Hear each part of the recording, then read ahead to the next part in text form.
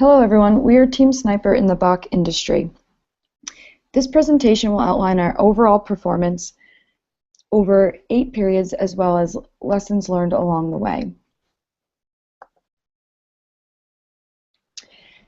As with all companies in industry Bach, our stock price started at $1,000. We saw a decline in our stock price index from the beginning and eventually leveling out, with our current stock price landing at $286, which was the lowest in our industry. This ranks Snipers in 6th place. However, our total market share of 6% has put us in 5th place against our competition in this category. With a few ups and downs in revenue throughout our simulation, our final total earnings before taxes is $11,141,000. This happens to be the lowest in our industry. We had 3 brands within Sonite's market that targeted 3 consumer segments. We focused our efforts on Explorers, Savers, and Shoppers, with Explorers being our most successful brand in terms of market share with 60.7%. This was followed by Savers with 6.9%. With our solo brand, we targeted Shoppers. However, that was our least successful segment with an overall market share among shoppers of only 1.2%.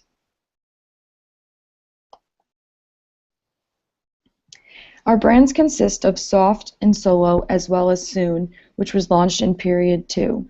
Soft has a total market share of 1.4%. We targeted Soft towards Savers, in which we ended with 3.9% market share among this segment. Soft ranked 5th overall in the Savers segment. Our Solo brand was targeted towards shoppers. Solo's total market share is also 1.4%. Among shoppers, Solo's market share ended with only 0.9%. However, they had a 2.9% among Savers. Solo ranked 8th within the shoppers segment. As I mentioned before, Soon was launched in period 2. At first targeting Savers with little success due to competition among our own brands, we repositioned our target segment for Soon towards Explorers. Soon's total market share is 3.2%, and among Explorers, the market share is 60.7%. This puts Soon in 1st place in the Explorers segment. Although Soft and Solo's market shares were on the low end of the segments, Soft had an average brand awareness of 59%, and Solo was at 60%. Soon trailed with an average brand awareness of 29%.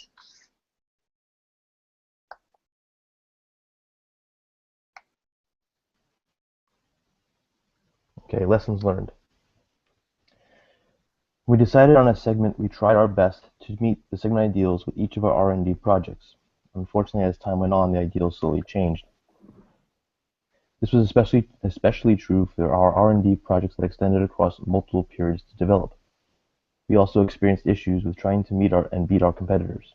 Our competitors were obviously trying to meet and beat the segment ideals just as we were. Unfortunately, since it took us a little longer to launch our brand successfully, we fell behind pretty quick with meeting ideals and beating our competition. The biggest example of this was our Soon brand, which was fully developed during our first period. It originally was intended to meet and exceed the Saver and Shopper segments. Once the brand was launched, it met and exceeded the Saver brand only. At this point, we want to try and redirect our segment target for Soon to the Explorer segment, since all 3 of our brands were competing with each other. I think the biggest lesson learned here would have been to focus on exceeding the segment ideals to stay ahead of the competition and the segment ideal shift. Next slide, please.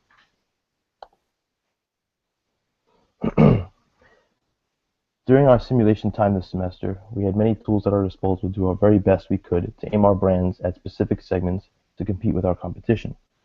We probably could have done a better job at understanding a lot of these tools sooner. This may have given us an advantage over our competition if we had some of that knowledge earlier on. This was especially true with the use of perceptual objectives. During the later periods, we started to use perceptual objectives properly, and that certainly boosted our performance. If we started using this tool in the earlier periods, our performance might have done much better. Next slide, please.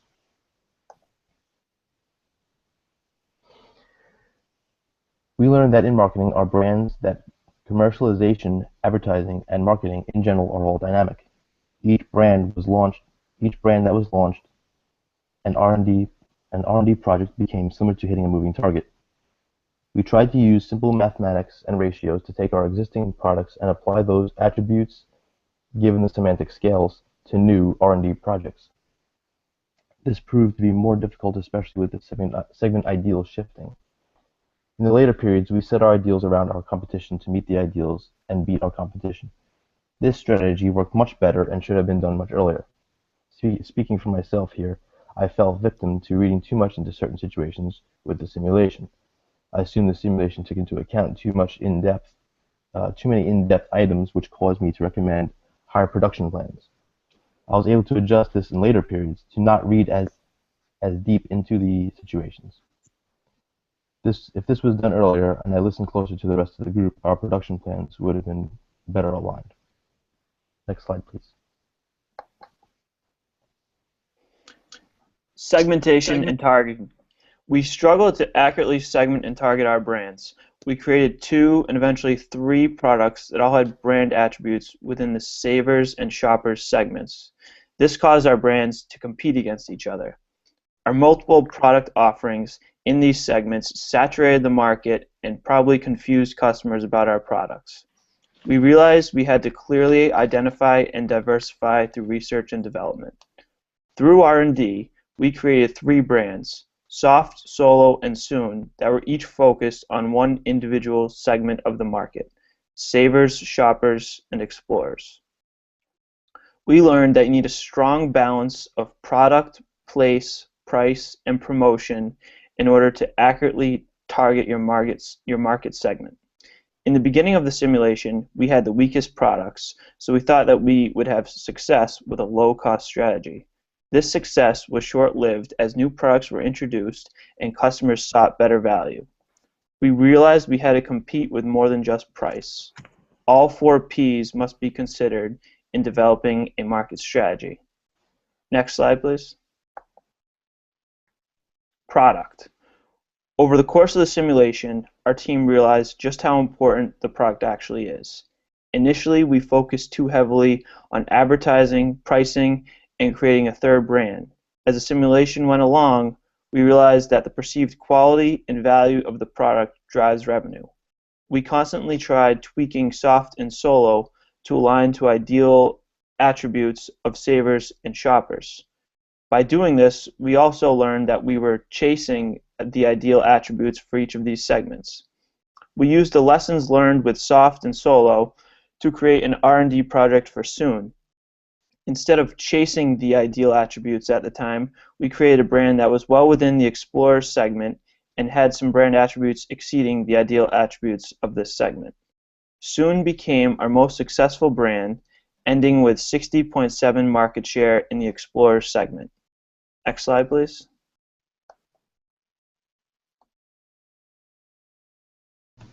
Promotion and advertising. We always try to make sure our advertising budget specifically focused on our target segment, which we did for both of our brands during period 1. This helped our brand awareness percentages increase during period 2 and stay at a high percentage throughout the simulation. We also learned that it's not a good idea to promote more than one of our products within a similar segment.